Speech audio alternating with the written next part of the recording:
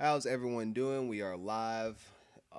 Today is Monday, June 19th. Happy Juneteenth to the black family. For those who don't know who Juneteenth is, Google it. So I'm here today with a treat me at home student of mine named Nava. Nava, you can say hi, everybody. Hi, how are you guys doing?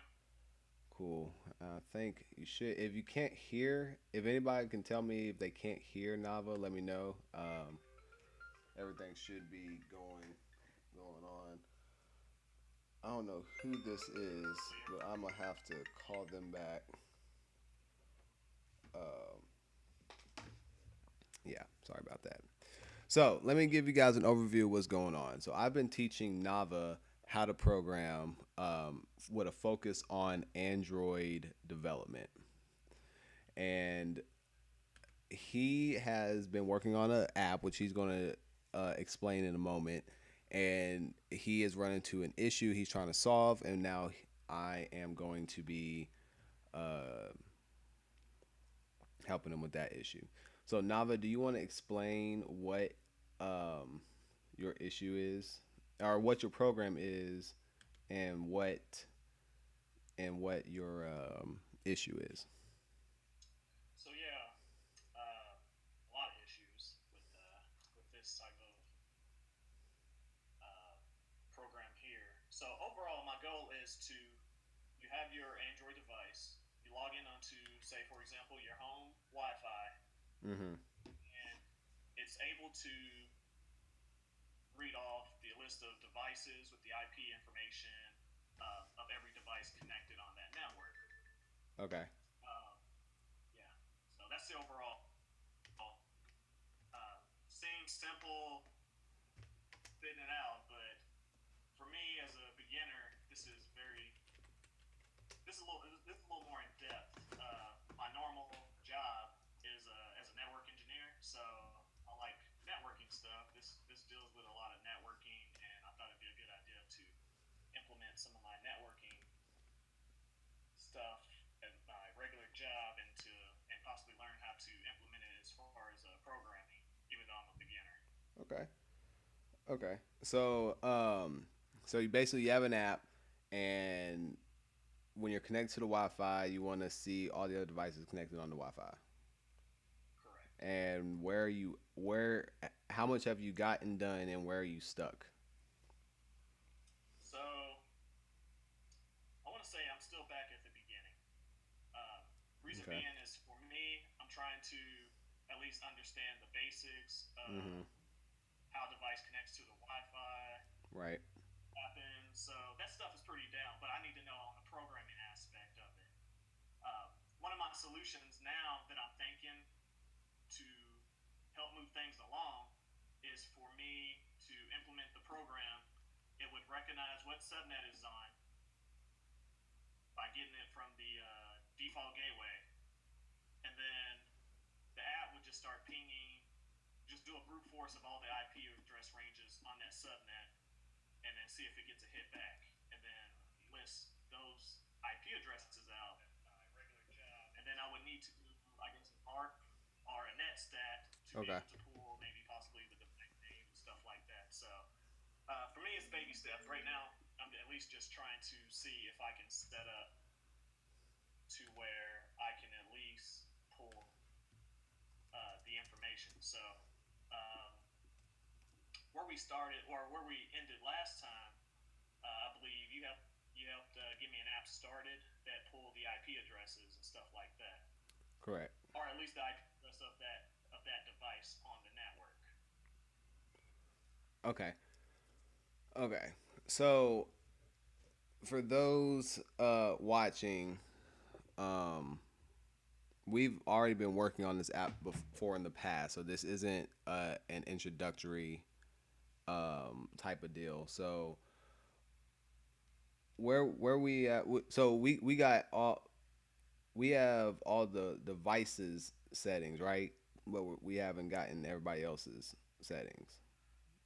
Correct. Correct. All right. Uh, did you get my link? Did that link work for you? That was sort Uh, of my attempt. Yeah, I got it, but I haven't opened it yet. But I've already looked up the problem and found the solution for it. But I'm trying to.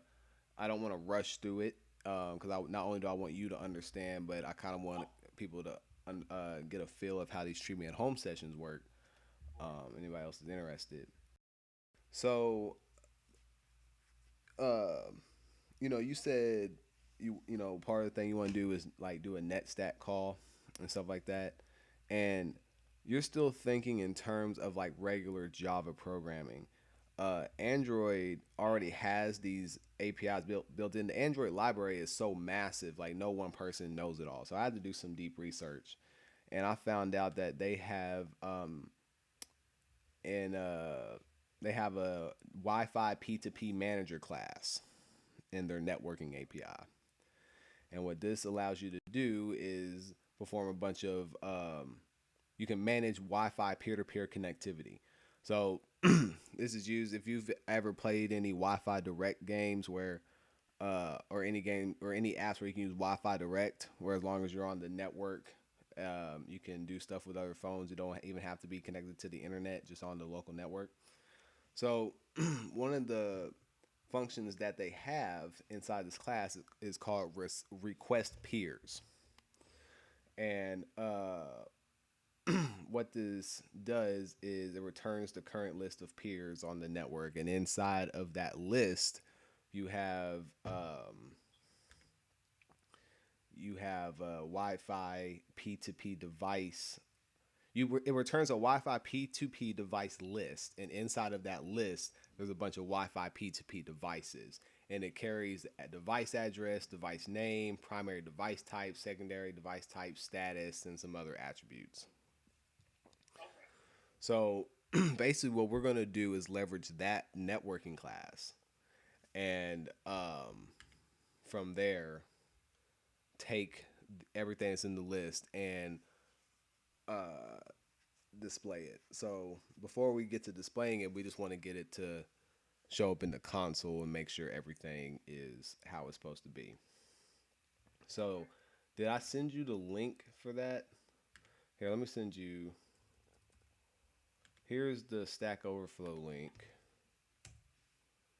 And then here is the documentation for the request peers function. And here is the reference for the Wi-Fi P2P manager class. So basically, we're going to have to instantiate an instance of Wi-Fi P2P manager. From there, we call the request peers function, and then we're going to from there it's going to return a list. We're going to check to make sure the list is not empty. If it's empty, then there's or it might. I don't know if it's going to include the actual device itself that's making the call, so that's why I'm saying empty. So we'll do a check. If it's one and it matches the device, then we can have the same logic. But if the list is empty, then we know that there's no information to return. Otherwise, we want to take each Wi-Fi device, P2P device, and log the information. And once we get the logging working, then I want to take it a step further. And we may not get to it today. We might have to do it on Friday. But I want to um, display it in a list view.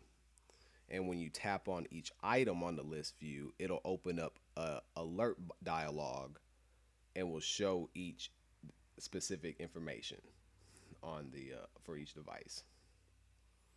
Okay. So you got that? I'm pretty sure. Yeah. Okay, now repeat it to me. Yeah. No, we're gonna have to do a list view. That's at the end. All right. So the first thing we need to do is we need to instantiate uh instance of Wi-Fi P2P manager. And because that is the class that is going to do all of the heavy lifting. Once we instantiate that class, upon whenever you press a button or however you want, I'm assuming you have a button that's being clicked and that's going to make the call. Yeah. Right. All right. So once you press that button, you want to have it called the request peers function, Okay. and then once you get the return value of the request peers function, which is going to be a list um, of a Wi-Fi P2P device list object, and inside of that list, there's going to be multiple Wi-Fi P2P devices. So once you get that return list, you're going to iterate over it, and you're going to iterate over it and show or log each individual device. And we'll just do a generic. You can do a two string to get the device information. Okay. All right. And Writing stuff down.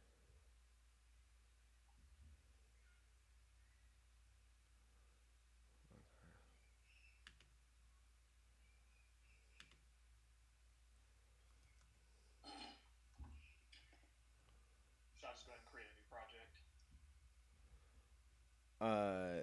no, you don't. Well, you don't necessarily have to, uh, but you can if you want to. I'm Okay. just gonna Do adjust you want these me to start settings. from open up what we had worked on? Can you screen share? Yeah. Yeah, let me do some screen sharing real quick.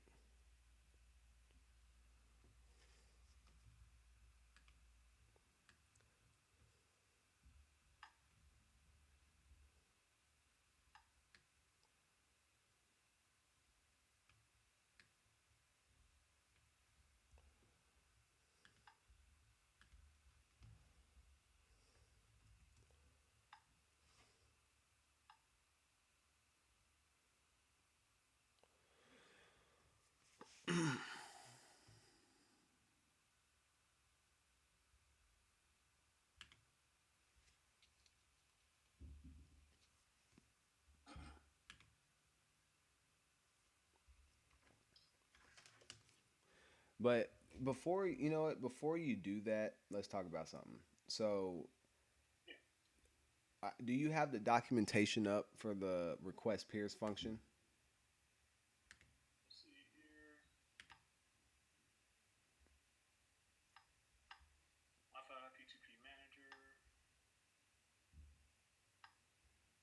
Oh, yeah.